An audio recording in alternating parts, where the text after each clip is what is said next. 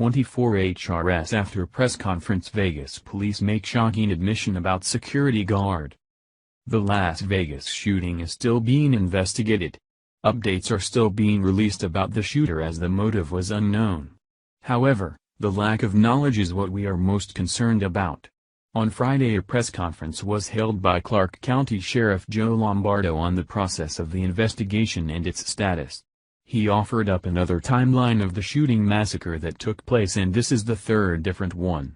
After all, he admits there was no 6-minute gap between when the gunman opened fire and when the gunman shot a hotel security guard. He also admitted to the media, as the head of the Las Vegas Metropolitan Police Department, that the gunman purposefully fired on police officers responding to the scene of the crime. He also noted that there is no evidence that the gunman's actions were driven by ideology or religion, or that he was affiliated with any sort of group. Since 8 a.m. Friday, it has been reported that 546 were injured, but that only 45 were thankfully still hospitalized. A few were in critical condition. Everyone else has been sent home. The sheriff became emotional and choked up when discussing Brady Cook, a Metro police officer harmed during the massacre. He, unfortunately, suffered several gunshot wounds during the shooting, but regardless he asked to return to work before he was even ready. During the press conference, he revealed that he believes the 64-year-old gunman fired on jet fuel tanks located near McCarran Airport. The timeline of the massacre has changed on multiple occasions, confusing most people. Many have been suspicious of the timelines he has given now because they fear it is wrong again. But the sheriff stands by his latest chronology of the shooting. He updated his former comments and noted that the incident started at 9:59 p.m. on October 1. The Daily Mail reported. MGM Resorts International, which owns the Mandalay Bay, released a statement Thursday questioning that timeline because it suggested that hotel security guard Jesus Campos, who was shot and wounded by Paddock, may have waited up to 6 minutes to report the attack.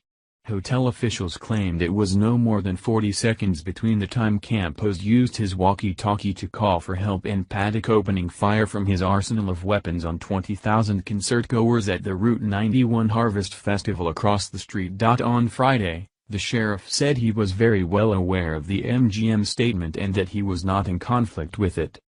Lombardo sought to clarify the timeline, saying that at 9:59 p.m., Jesus Campos encountered a barricaded stairwell door and had to ascend to another level in order to reach the 32nd floor where Paddock's room was located. According to the sheriff, the security guard was shot in the leg closer to 10:05 p.m., at which time he radioed in shots fired and also called on his cell phone to report the incident. Lombardo added that 10:05 p.m. was also when the majority of the fire started, referring to the shooting targeting the country music festival. At 10:17 p.m., 12 minutes later, officers first arrived on the 32nd floor. The sheriff said that firing had ceased by that point and Paddock killed himself with a shot to the head. It is still unclear why he stopped firing on the festival when he did, or what his motive was. The sheriff said that Paddock's brain has been sent to a special medical facility, where it will be subjected to microscopic analysis, after a preliminary evaluation revealed no visible abnormalities. Lombardo's latest version of events dovetails with that presented by Mandalay Bay officials on Thursday. There is no conspiracy between the FBI, LVMPD and MGM, Lombardo said emphatically. Security guard Jesus Campos disappeared Thursday night, just moments before he was set to speak to the press for the first time since the savage attack. As of late Friday afternoon, the whereabouts of wounded Mandalay Bay staffer were unknown. After conducting hundreds of interviews, reviewing digital media and 1,000 pieces of evidence, Sheriff Lombardo said police and the FBI have found no signs of ideology or affiliation with any groups. Lombardo made the following public statements over allegations his department could have done more to stop the massacre. In the public space, the word incompetent has been brought forward. I am absolutely offended with that characterization. Unfortunately, there are no cameras for surveillance in the hallways of the Mandalay Bay, so authorities have had difficulty since they cannot put the shooter at the scene of the crime.